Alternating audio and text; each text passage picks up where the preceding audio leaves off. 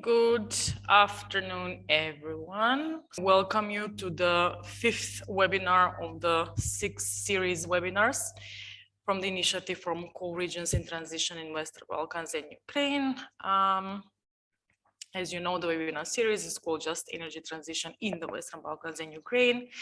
However, today's topic will be about the regions sizing coal phase out is an opportunity for economic development. I'm very glad to be moderating this because part of my job is actually to support regions in their economic development. I'm a senior manager in business and development for East Europe in Green Enesis renewables developer, and I work on developing mainly solar projects and working to develop our business in South and in East Europe, including of course we are also looking into the coal regions in this area of Europe.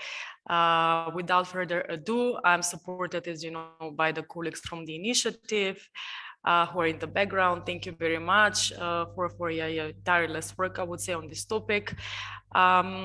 Just a few words. The webinar is going to be recorded. It's view-only mode. You can always write your questions in the chat. Please use the chat to write questions. We want to hear from you throughout the whole presentations. And of course, if you have any technical issues, you can always write to us on the webinars, wbua@coalregions.eu.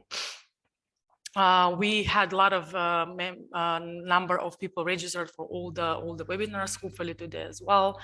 Most of you will be here and listen to the interesting presentations that we are having. But of course, first, let's hear from you. Like in the previous webinars, we'll start with Slido. You can see it. You can either open it on your web browser, so slido.com, or and enter the hashtag WBUA, or you can scan the QR code. It's also, you can see all this in the chat. And in order to, let's say, set the stage and the scene for this webinar, the first question is, of course, let's see where you are based. So please, just a few seconds to answer the question.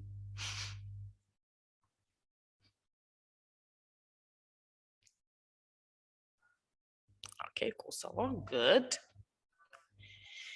Also somebody in Skopje, North Macedonia, also quite good. Germany,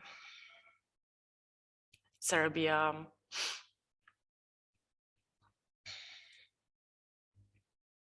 Bosnia. Okay, just the countries that we need.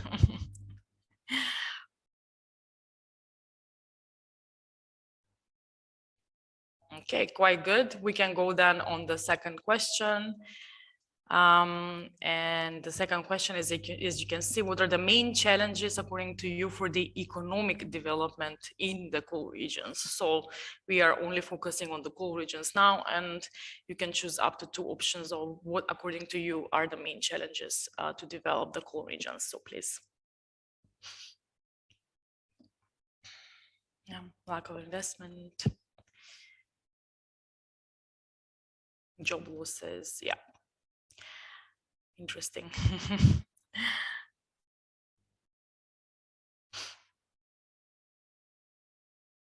Great, yeah. I would, yes, I would say that I definitely share the sentiment that there are many reasons why we see a lack of economic development in the coal regions. And of course, I would say the political will and forward looking and in the regulatory aspects of it are definitely the most important thing, followed by the job losses and the lack of investment. But that's why we are here to work on these issues as well and help as much as possible.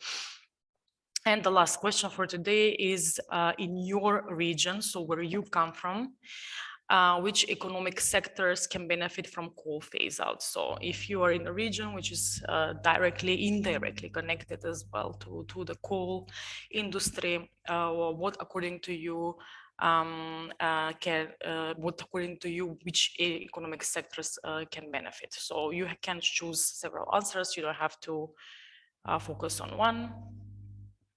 Awesome. Like according to the answers, I will have a lot of work to do in the next period in the region.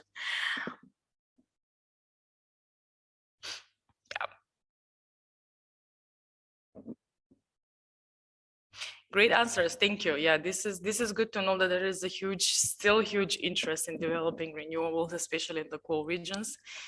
And also something that for us working outside of the region, it's very important. And of course, second is industry, which I also wholeheartedly support and connected to the first one. So, without further ado, we will start the. We will also discuss the questions through the presentations, but we will start let's say the official part of the webinar, and we will focus today on questions such as how can the regions in the Western Balkans and Ukraine also unlock the transformative power of coal phase out, and how can just transition contribute to the economic development of the regions who are going through coal phase out. And as said, we have a great lineup of speakers who will share the knowledge and the experience. Alexandra Dedinets will set the scene by looking into why and how regions can make use of coal phase out, and then we will have a close look and best practices and lessons learned from coal regions in countries which are already going through coal phase out or went through coal phase out. That's Germany, Matthias Diem, and Belgium, Paul Boutsen. Sorry if I mispronounce your names, always difficulties with their names. But yeah, we will conclude with the Q&A session. So please, I can only really just support that you also just put the questions in the chat during the presentations, while the speakers are also talking. It's great to also have a discussion in the chat. So if you want to, let's make this more, I would say, two-sided instead of just one-sided.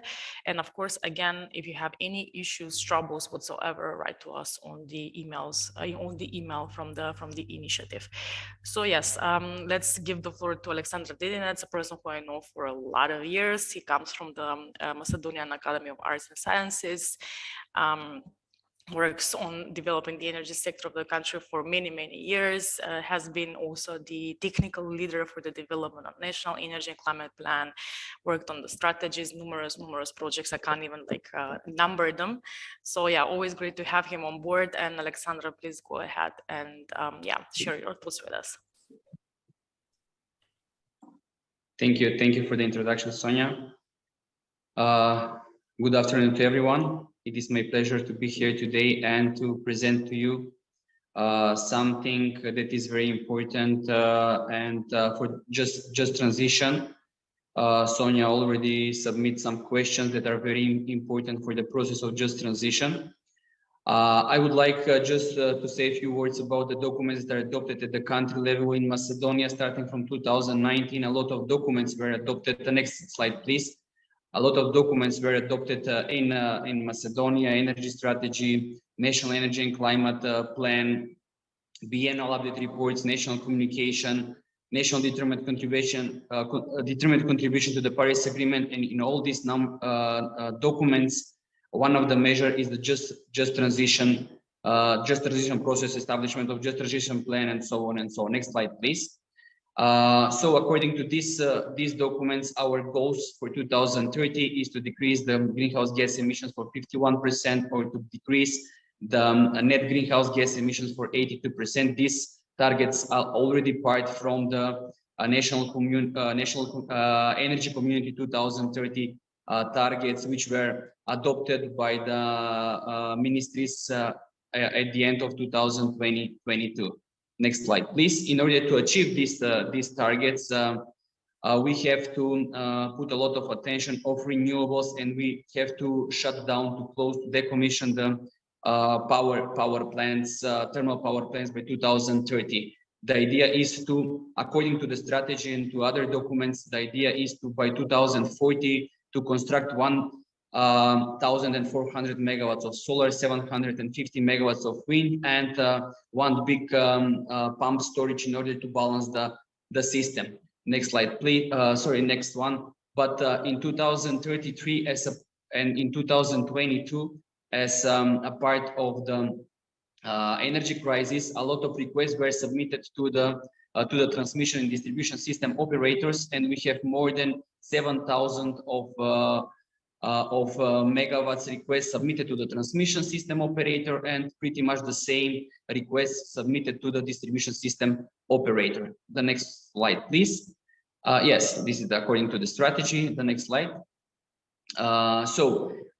We need just transition. We have to close the thermal power plant by 2030, but we have to construct the solar and the wind on good location.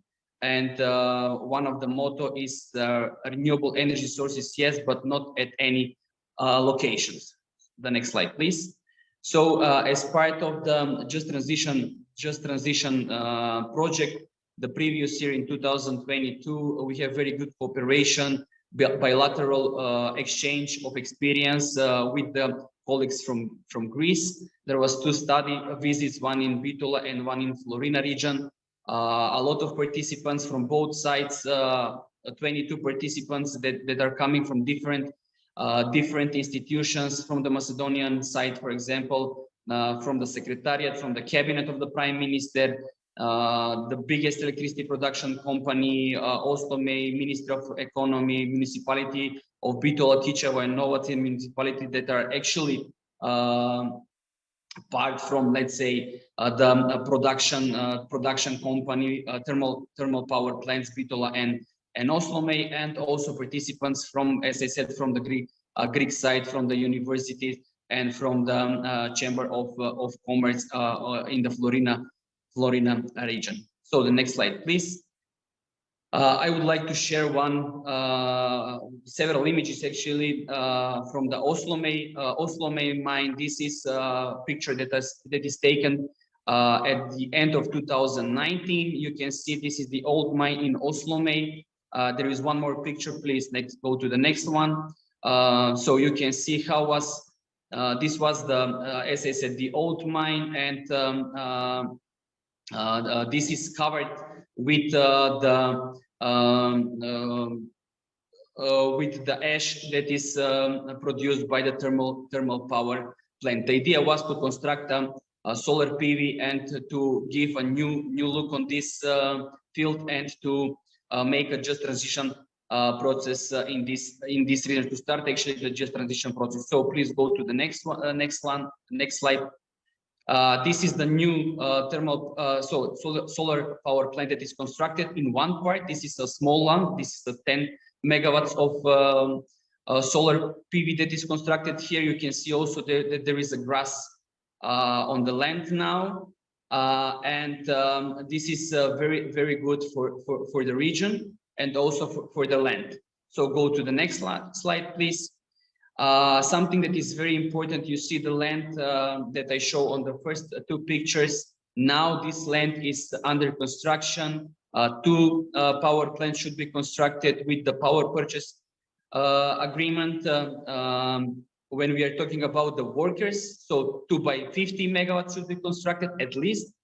I was at the field 1 week ago, and in the discussion with the people that are working there, they said that at least 50 people are working during the 2 years period, and in some period they increased to 200 workers at the field just on one plant of 50 megawatts solar power station. So after the construction, the idea is to continue 50 workers to work on this power plant, or in total 100. Something that is very important is that the best available technologies will be installed on this field. Solar power system on tracking, 2 sites production, and a lot of other best available technologies. The site, for example, the size of the one panel is 650 watts.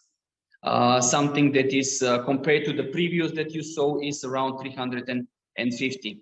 The production of these power plants will be around from 170 to 270 gigawatts of hours, which is more than the current production of the thermal power plant Oslomei in the last actually 10 years period. In some years, this power plant produced just 30 megawatts of 30 gigawatts, sorry, of electricity. The next slide, please. Yes, as I said, this is very good example, and together with NGO in Macedonia and National Conservancy, we try to develop a methodology for the best location construction of the finding the best location for construction of solar and wind. And we found that just on 5 locations, old mines in Macedonia, around 700 megawatts of solar can be installed, which is around half of the capacity that is apart from the strategy. On the next slide, please, you can see that not just on these 5 locations, but we found the best location in Macedonia for construction of solar, which is out of the protected area, out of the current concession for mineral resources, for example, and a lot of other parameters were implemented close to the network, and we found that 10,000 of megawatts of solar can be constructed, and around 2,000 to 4,000 of megawatts of wind can be constructed on this location. On the next slide, you can see in this what are the constraints that we are implemented. So out of the protected areas, these are the location out of the protected area. So I will finish with that yes, we have to make a just transition, but also this just transition and construction of the solar should be on the proper land, not on the agricultural land with high quality, not in the protected area, and so on and so on. Thank you, Alexander. Thank you. Absolutely agree with you. I mean, it's I would say a wonderful presentation on what and nicely summarized on what has been happening in Macedonia in the past period. And as we can see, planning is basically half of the work being done. We will talk about it more further down, but let me introduce now our next speaker, who will be presenting the German experience. And from one German federal state, from Saxony-Anhalt. Matthias is the coordinator for the Just Transition Fund in this state.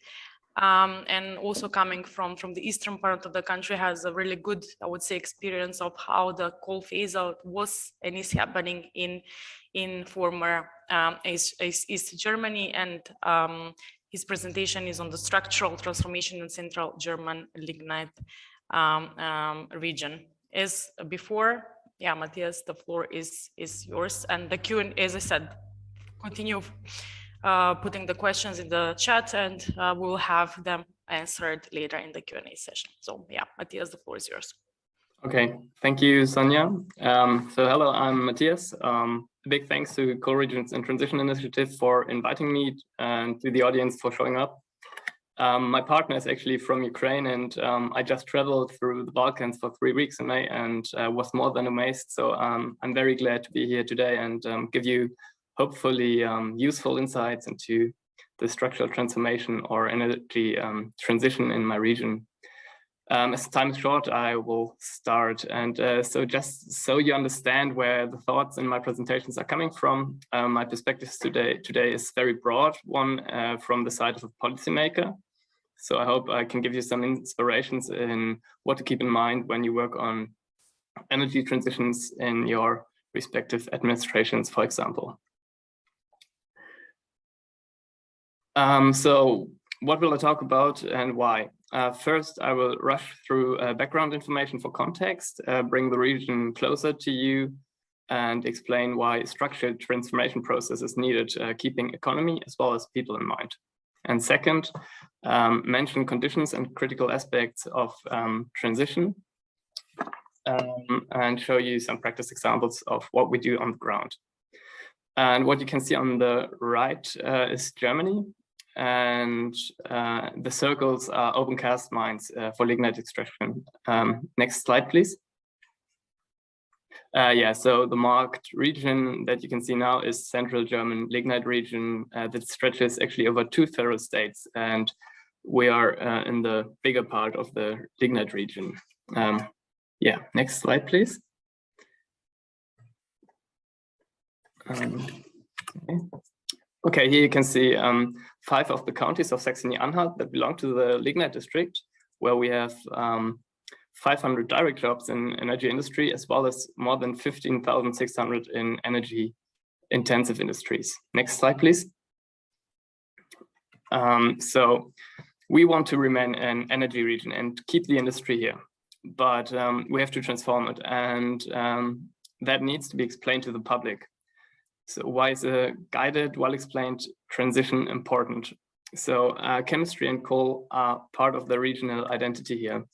And in the GDR, so East Germany at Soviet times, hundreds of thousands worked in the industry.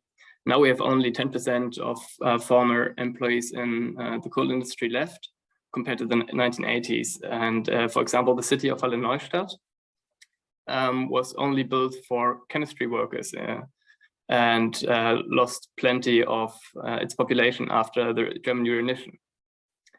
And after the German reunition, promises were made to society, to the public, the people in East Germany, that could not be kept by the government.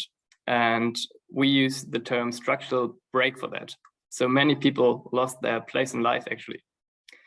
And if you take people's jobs away and change their lives without communication, it will leave deep scars and weaken trust in politics, and trust that is very important for long-run projects. Next slide, please. And yeah, keeping the history in mind, in the second half of the last decade, a new transformation was initiated in Germany.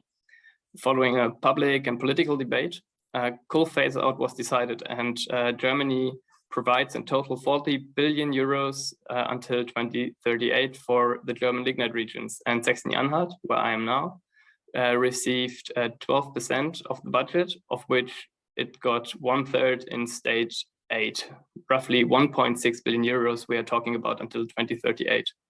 Next slide, please. I unfortunately have to leave out the European money for time reasons. And Saxony-Anhalt chose a holistic approach for spending the state aid, and we try to avoid mistakes of the past. And so under the participation of a wide range of stakeholders, a strategy paper was developed in 2021, keeping in mind the economy, the people, and the environment. And now that you may have a very, very vague idea of Saxony-Anhalt, I want to answer some general questions. Where do we want to go? How do we want to do that? And what's critical? Next slide, please. So I start with where do we want to go? Saxony-Anhalt aims for sustainable innovation-driven transformation. That means that we want to become the place to be. In the long run, we want to create an environment that initiates private investment, immigration, and innovation. And for that, we need infrastructure, and we need to fill it with life. Apart from the financial resources we need for that, we also need human capital and time. Time as a resource is also needed. So we need to have we need to do it in the long run. And as everything is limited, it's good to not start at zero, but to use existing infrastructures and existing human capital. And one key condition for a sustainable transition that may sometimes be neglected is citizen involvement. Why does it play a key role? Because big transition processes are cross-legislative. So different governments need to keep the political mandate to fulfill transition plans. And it's just, if you have the public behind you, it's just a shield against critique from political and societal area. And on how we may achieve that later, maybe I come back to later. And what are other critical aspects? You mentioned legal foundations. Yeah, that's very important. So bureaucracy, state aid law, planning regulations. So as long as you can influence it, keep it slim but transparent. And for big investments, state aid law becomes relevant when you become EU member. And as long as you can influence it, when designing planning regulations, they should just fit the needs. And yeah, societal support is also important. So it's better if you do not need to do the work alone. So if have private initiative, immigration needs to be explained. Otherwise, that can also threaten the political mandate. And the last big point, increasing construction costs. So especially now. So if you have good tendering procedures, they are the key to limit the risk. And next slide, please. So although it's not everything, creating jobs is probably the most important task that we have, but not any job. We need to create future-proof jobs that are environmentally friendly, that the region can identify with. And for this region, chemical industry has a high potential in all of these aspects. And we have the knowledge and the infrastructure. The industry has a high potential to reduce climate active emissions. First, through their own industrial processes, and second, by transforming the economy to a circular economy. And that would mean lower cost, less emissions, less extractions elsewhere, more resistance in crisis. And here people can relate to the chemical industry and favor investments that are actually quite big here. Next slide. Here you can see, for example, a chemical industry park in Leuna. It's one of the biggest and most modern ones in Europe, but not the only one in the region, but as I said, the most important one. Next slide, please. Okay, on this map, one can see the complete lignite region. It stretches over 2 federal states, Saxony-Anhalt in blue and Saxony in yellow. And you can see the stars show chemical industry sites. Leuna, the big one, is kind of in the middle. The speech bubbles show universities and research centers. And in the south, you can see the circle. It's a shared open cast lignite mine for the 2 federal states. And due to the available energy in the region from coal, there were always good conditions for the chemical industry that needs electricity, but also process heat. And the chemical industry sites, energy transition and industry transition are really combined here. And the chemical industry sites here in the region are interconnected also.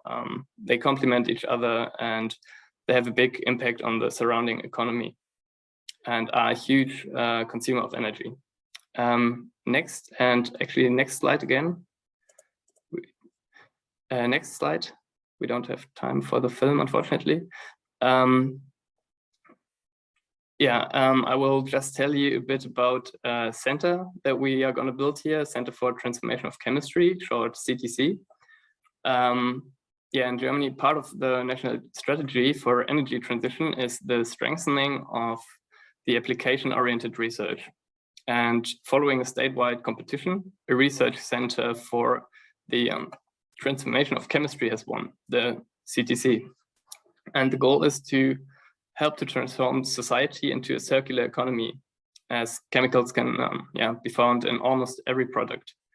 And the center has huge aims actually, and is supposed to mark a turning point for chemical industry in total. It shall be transformed from a polluter to a sustainability pioneer. And as I said, in our region, chemistry and energy cannot be looked at separately. The main quarter will be built in Delitzsch, Saxony, which is accessible from the 2 biggest cities in the region, and thematic hubs will be created in the region. And the goal is to have an impact on worldwide, European, national, but also the regional scale, following the motto, think global, act local. And there will be 1,500 direct jobs created in the research center with perfect conditions to test innovations in practice and boost regional industry. Work has already started, but planning and construction and recruitment of employees from all over the world takes a long time. Next slide, please. This is how it could possibly look. You can see the it will be built on a former sugar production site that you can see in the front right, and the white buildings, that's imagined. It could look like that. We'll see in the future. Next slide, please. Okay, after considering the economic side of transition, I want to come back to the social aspect of transition and the means that we use here.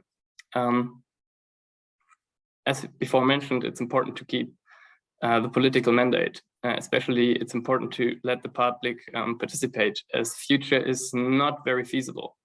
We deal with an imagined future. It's not solid and visible like, for example, an industry park. And the implications of transition policy are very difficult to grasp for the public and need to be explained to local and regional actors. And participation processes also help to understand local needs and improve policy, as local and regional stakeholders often have a very good idea of what they need. And due to participation within projects, people can identify with them, and it becomes their future, and it's more feasible. And this helps to keep the political mandate in the long run. And furthermore, participation processes are great platform to promote possibility in the region. Next slide, and I'm finishing up here. So what we did, we formed a district committee where stakeholders come together and talk about topics. They even have some political influence. They are advisors. We held citizen dialogues with high-profile politicians and the public. And we have easily accessible support for regional actors since recently. And we are finalizing a funding scheme for the new European Bauhaus that will help us to make transition more graspable for the people, where we combine building, constructing, and participation. Okay, I hope that was not too quick and too much in 14 minutes for you, but thanks a lot. And Thank you. I totally enjoyed the presentation. I know you can't put everything in such a short time. Absolutely, like the amazing progress that you've been doing is actually unheard. I mean, the presentations will be shared so the people can go, quietly and in peace through the entire presentation, of course, and check it into details. I do have some questions later for Matthias as well regarding what he was talking about, especially about the EU money. So we will come back to that part as well, just so you know. But now let us move on to our next presenter. Who will be discussing a bit the Belgium experience. Industrial heritage is driver for regional development, the Limburg case. And Paul is quite experienced in hands-on regeneration and strategy development for coal mining region. So he has been working very closely with the coal municipalities, reconversion companies, private investors, other planning structure in Belgium through the post-mining redevelopment period. And I believe that the right person to share with the Balkan and Ukrainian audience the experiences that he has gathered throughout all these years when it comes to regional development and coal phase out and how just transition can help. So yes, Paul, the floor is yours. Okay, thank you. I will, next slide already, please. I will take you quickly through 30 years of transformation works or reconversion, as we called it in our region. Anyway, and I will focus or narrow my focus to how we used our industrial heritage as a means to create a new society. Anyway, to situate a little bit where we are in the northeastern corner of Belgium. You see the red circle over there, and the blue marks show where coal mining has been in Belgium over the years. The more southern situated coal fields are much older than the Limburg one. Limburg mining is only from the last century, starting 1901. Anyway, it was for our region a very important industry because the region, give me the next slide, please, looked like this before the coal mines came. It was a non-urbanized region, quite rural, small farms and small villages. And it is the arrival or the discovery of coal that made our region sort of explode and become something, still a green area, still a lot of nature, but sort of created a whole region becoming a city. And like that, the mining became the main driver for development for the whole of our region. Anyway, next slide. Another one, you see, mining came and started to build something that we now later on are starting to call our castles of industrial heritage. So mining really was an explosion because it had over 50,000 workers in general coming from all over Europe. So also housing need to be developed. You see the picture. Anyway, the next big explosion for the region was closure. And next slide, please. And closure did not happen smoothly, as show these few pictures over the years, because the region, the population, and especially the mine workers had a hard time accepting the change that was coming towards them. Please go on. But we will focus, of course, next slide, please. We are focusing on how we organize the reconversion. And in general, because we have closed the mines already, let's say over 30, 35 years, looking back, we see two big approaches, two big periods in the reconversion approach. One is the first one I call a more classical approach that we see practically everywhere in the world, where people or where societies demolish the mines and the surrounding infrastructure, where they start to attract inward investment, traveling the world to attract the Microsofts and Googles and whatever other multinational corporations. And of course, there is in many places, also in our region, quite successful programs to provide seed money for small and medium-sized businesses. But there is a second phase that I would say started somewhere around 1994, where the call for a long-term plan became really important for our region, and to look at the potential that was already in the region available. And there you see that the focus that I will go to immediately, the industrial heritage becomes more and more important, but also the fact that the municipalities and the local political leaders got more and more involved in this big reconversion program become more and more important. You see also that from mid-90s, please next slide, you start seeing that sustainable development becomes more important. Just one more aside to show you that although you will see in the next few pictures that we managed to keep a lot of interesting infrastructure, also a lot, I would say more than 3/3, more than 75% of the infrastructure was, however, demolished. Next slide. And this is what we are starting to keep as our new heritage. Anyway, let's go to the focus. Next slide, please. And next slide again. What we do see mid of the 90s or early 90s is that there was like a serious raise of awareness of the unique character of our region, due to a lot of pressure from grassroots groups and also from the fact that the mayors, the local political leaders, got more and more involved. So we managed to get one historic decision after the closure of the coal mines, and that is to protect a lot of our industrial heritage. I gave you the big let's say movement, the criteria that we used to choose what to keep from 7 big coal mines that we used to have.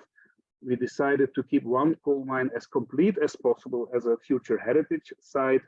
And then on the 6 other coal mines, we tried to keep the more representative elements of industrial heritage. And of course, everywhere as much as possible, the typical shaft towers and pit heads, because they have become and were already before, but people did not really see it, are the Eiffel Towers of our region. There is also the fact that we managed to keep a lot of the environment protected as natural environment, especially things like the slag heaps, that we turn into nature. Please, next slide. Next one. So this is what I mean by the slag heaps that were dirt lands, but now are becoming part of nature reserves. Next slide. You also see in the mid of the 90s, the call, when I mentioned earlier on the need for a longer term vision, of course, also brings the call for a master plan for a region. And there we have to see that in our region, what you would call a logical approach did not work. This has to do with, sometimes I think, too many structures, regional, sub-regional, national, European level of organizations and political structure that made it more and more difficult to really come to a rational strategy. So we decided locally to create our own pragmatic method. And that was simply by sitting around the table, have a good discussion between mayors and people from the communities, and start to develop our former coal mines by themes that we felt in those days in the 90s as relevant. And also we were thinking, and I will show you what it is later on in the presentation, to think about a connecting driver for all this. But very important is to see that we managed to do what I will show you in the next few slides, based on a lot of cooperation between municipalities. You see, this is the names, and it's not important to mention them in detail here, but of our 7 coal mines. But what is important that we managed to use a main theme, to find a main theme for every coal mine. So for one mine, it was construction sector and mines. For the other one was clean tech. The next one, biodiversity. The next one, culture, energy, leisure. We'll go. So I'll show you quickly some pictures of what we managed to do with the old coal mines. Please, next. So from west to east in our region, this is the Beringen coal mine, the one that looks like this today, and that we managed to keep practically completely, with some challenges to remaining. But anyway, you see in the background the recreational area that we managed to make from the slag heap within a slag washing installation. We made a diving tower. Next slide, you'll see it in more detail. So based on leisure, next slide. This mine we use especially as a museum site with more and more visitors and investments to come, because based on an engagement of local volunteers, we managed to create a museum that is relatively successful nowadays, but that will now be taken over by the government with serious investment. Next slide. Zolder coal mine. This is one of the main meeting places for the region, or becoming it, with a lot of infrastructure for meeting places. And next slide. Same building from the inside. Next slide. This is the former washery rooms of the coal mine, with the showers. Now also a location for festivities and congress. Next slide. The Houthalen coal mine is now named Greenville and hosts an incubator for clean tech companies. Next slide. So this kind of redevelopment at the inside to attract young new businesses. Next slide. The mine of Zwartberg, where only the villa of the director of the mine was kept, but now hosts an international working artist that works worldwide around biodiversity. Next slide. This is one of his, you see in the background his picture, Koen van Mechelen. Next slide. Winterslag is now one of the, I would say one of the more prestigious cultural centers of our country, not only of our region. Next slide. View from the inside and the entrance. Next slide. Very important is this one, Waterschei, where we have a development center around sustainable energy, where we managed to attract the Leuven University, that is not from our region, to become a driver are let's say, a leader in the development of a research center on energy. Next slide. Where we, around this center, we create a sort of a new biotope, a new environment, where we also built state-of-the-art vocational training center for all kinds of technologies based on or connected to energy and digital technology. And not yet on this picture, but behind this building, we have prepared sites for the new kind of production facilities. Next one, Eisden is then more leisure orientated, but hosts also a research center that we call Ecotron, where we do long-term research on climate change, connected also to our local university, Hasselt. Next slide. This is more or less from the same side. Next slide.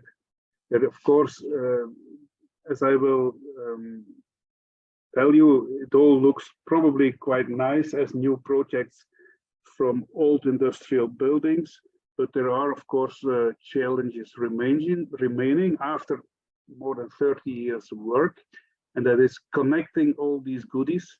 And we redeveloped a former railway line that was used by the coal mines, the coal track, kolenspoor in our language. So the next big project is to redevelop this railway track as connector between all these other projects. And like this, we want to create our region, to give our region as a whole the new identity. Next slide, please.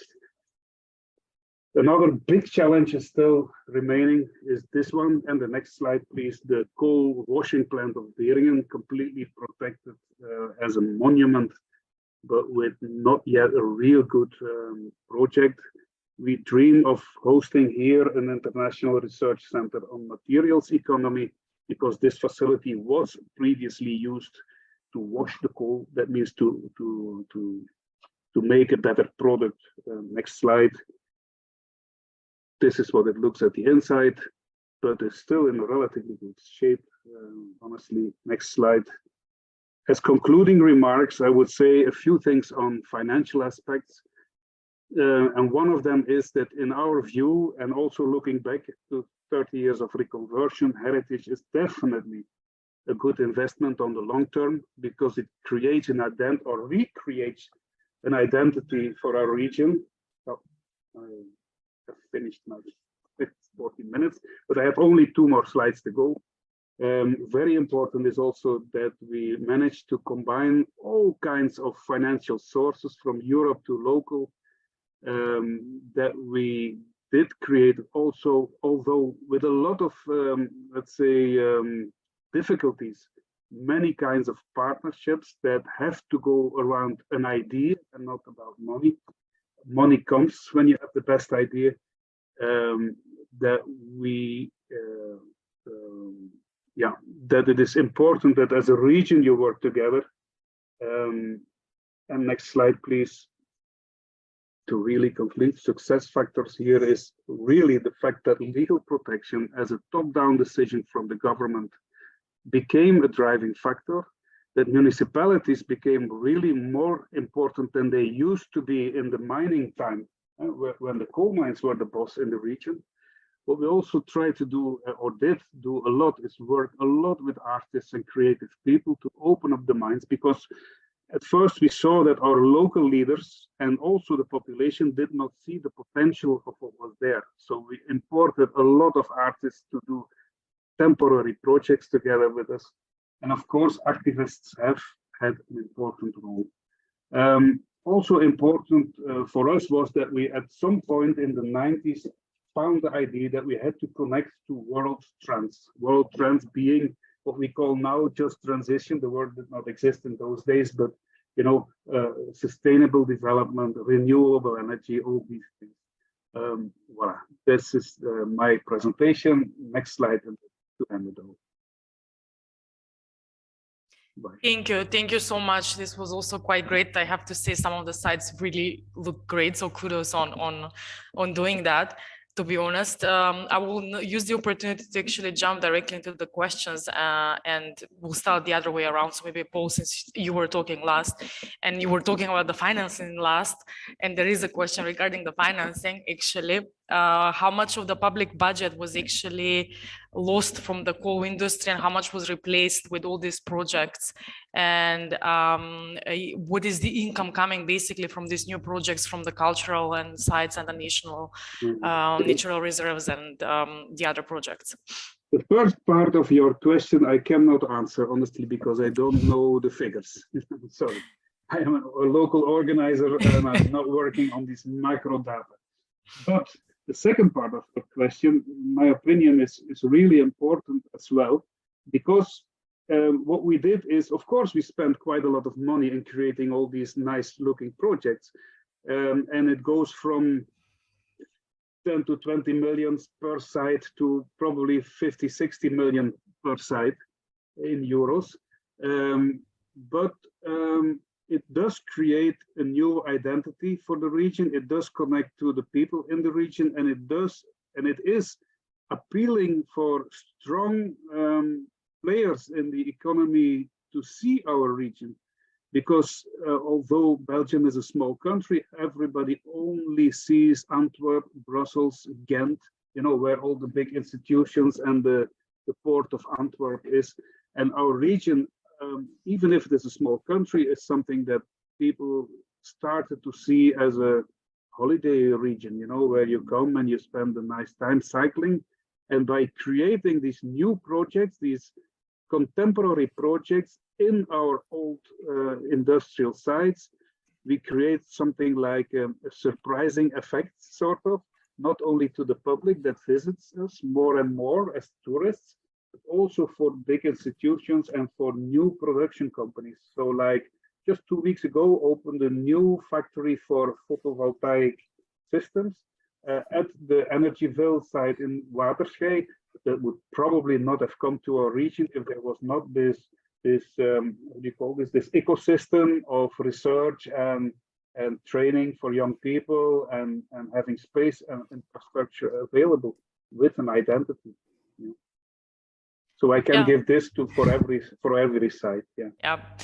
Great. I mean, this is connected to what Matthias was talking about, jobs which the regions identify with as well, and having the actual training and centers on the ground. So like when companies come, there are already people who are ready to work in this area. So that's, I will now ask Matthias specifically connected to what Paul was talking about regarding the financing. Then maybe you can say a few words how also the EU funding helped Saxony-Anhalt in this, and then maybe connected, how did you manage with the funding from the state and from these funds, rectify the mistakes from the 90s, and especially maybe say which mistakes according to you did you manage to rectify, maybe which ones are you still working on? Okay, give me a second. Okay, European money. Yeah, okay, so okay, regarding European funding and maybe how it can lead to a just transition regarding maybe skilled workforce. The example of New European Bauhaus, construction is also a big industry that needs to change, and due to like coal phase out, there won't be gypsum, for example, and half of the gypsum needed in Germany comes from lignite, burning of lignite, and so now you need to have different products for construction, for example, and we are doing research on that and try to develop projects to show how construction can be more sustainable, more mitigated to climate change as well, so that you have materials that are better for hot climate, and then also to help the skilled workforce, the people that build these houses or construction sites, to go with the transition.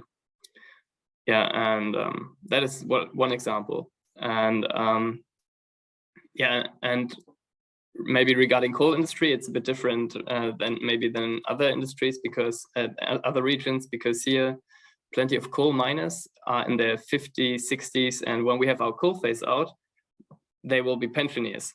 So what we need to get is like new workforce, and yeah, in a transitioned energy sector, and mainly hydrogen, for example, the chemical sector. So we want to keep industry work, but we go into the chemistry more in the future. And okay, was there another part of the question that I was supposed to answer? It was about the mistakes in the 90s that somebody asked specifically, and then how did you manage to like overcome that? Okay, yeah, mistakes in the 90s. Yeah, so the German reunification was actually no reunification. It was rather that West Germany was put over East Germany, so it was a colonization. And yeah, what should have been done is talk to the people. I mean, there were like trust funds. These companies were sold to West German investors for like money, and yeah, loads of knowledge has been lost, and loads of identity has been lost, and people were angry, still are, and we know that. And I'm also from the region, so it's in us, and we don't want to happen it again. So it's very important to take yeah, all the stakeholders on board, especially the local level. Yeah, talk to mayors, to your communities. Yeah, get them involved, and then you get like, yeah, an initiative from like a bottom-up initiative that's very important for a just transition. Thank you. And thank you for mentioning that. I believe it's sometimes omitted in the debate, especially in the Western Balkans, but even now in Ukraine, about all the challenges that the countries were facing in the 90s and the botched reconstruction, and how this now influences this reconstruction as well. I think it's a very important topic. So thank you really for mentioning that. I think it's quite important. Coming back to the Western Balkans now, Alexander, there is a question which, I mean, it's a whole webinar, but what are the barriers for like entering the renewables market by SMEs in the country, I would say, and according to your experience, and how to overcome them? I guess, again, right, connected to all we were discussing, but yeah, the floor is yours. Okay, what are the barriers? Maybe not just in North Macedonia, but also in all countries in the region, the main problem are the long administrative procedures. In North Macedonia, there was the previous year, there was some changes in the law on construction and law on energy and some bylaws in order to make these procedures shorter, but still the main problem is that the municipalities or some other institutions in the overall process are not answering at the appropriate time. So this makes the procedure longer than it is stipulated by the law. The other thing is the communication between the institutions. So one document that is going from one institution to another institution, it can take 15, 30 days, and that is not stipulated in any law, and it takes a lot of time. So as I said, the main problems are the administrative procedures, and we have to work a lot on that. And the people that are working in the institution should understand that the investors spend a lot of money, not just the investors, but also the households and the small enterprises and other enterprises spend a lot of time, a lot of work in trying to invest in renewables, and all these procedures should be as short as possible, and to make this investment, these power plants actually to make as fast as possible to be connected on the network. Thank you. And I have one question, which is actually for all three of you, to start to slowly wrapping up, which was quite interesting, and I think also quite important, especially if we are discussing regional development in the midst of climate change and fighting climate change. And that's how do you explore the coal transition in the frame of climate change adaptation and mitigation plan, for these regions. And I would add an extra question to that regarding building actually climate resilient infrastructure. And do you, all three of you, do you actually discuss this in the regions at all? Or is it still something which people don't really think about that much? So whoever wants to go first, please. Yeah, I think if you take out of the picture what's going on in the press, people are not really involved. That's, in my opinion, the honest truth. Yeah. Having said this, of course, when you work on regional development, and especially when you work from, let's say, a public point of view, municipality, regional governments, of course, then it is very important that you start to imply all these elements in the policy. So what we did is create a number of projects that will help our region, but a further range than our own region, to be involved with these elements like energy, materials, biodiversity, climate change research, stuff like that. That is, I would say we explicitly made it a theme of our transition process, an explicit theme. Whether people see it already like that, I don't know. But I think it has to come, let's say, in the ongoing of the next few years. Yeah, and then there is one minor aspect probably, but it has to do also with my own passion for the industrial heritage. A building that is already there is more sustainable than one that you newly construct. That's the truth. Anybody else wants to answer? Yeah, Matthias, please. Yeah, maybe just a bit. Yeah, so I guess that, for example, for mitigation, climate mitigation for buildings, I mean, you can use local knowledge. Actually, there's a big heritage of building clay with clay in my region, but it's almost lost the knowledge. But now we are going back into it, and it's much better for for hot summers. Like it has a very good. It's very good material for building that we didn't use for a long time. And there you can involve local communities, and also what Paul said, using old buildings. We want to not to use new materials, but build a database of building material in the region that we can use old materials to rebuild, to use it for new buildings. And so this is also what we are going into. And apart from construction, of course, agriculture is very important. We're also going into climate mitigation regarding agriculture. Digital means and much more. Just as I mentioned in my presentation that this just transition is already part from all the strategic documents. It's considered as some enabler measure that can contribute to the decreasing not just on the decarbonization, but also improving energy efficiency in the country, and also security of supply. Thank you. Yeah, I mean, all very, very important aspects, especially when we are discussing climate mitigation and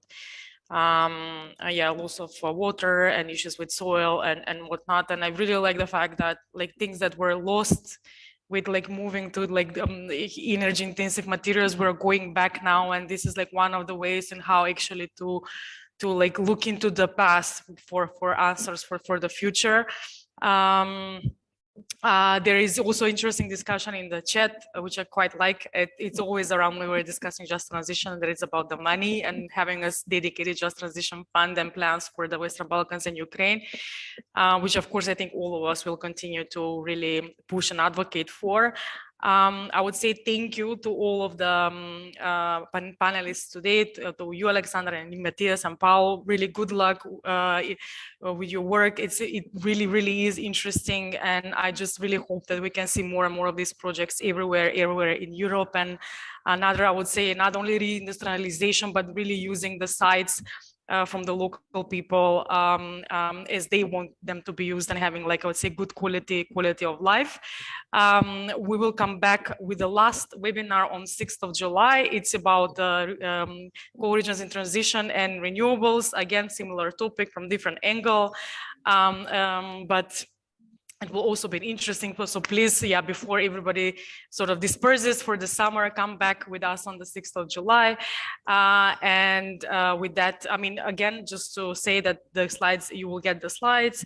The recording will be put online, I believe. And again, big kudos and thank you to the colleagues from the initiative for the great organization. And to the rest of you, I will wish you a good afternoon and talk to you soon. Goodbye. Thank you. Bye-bye.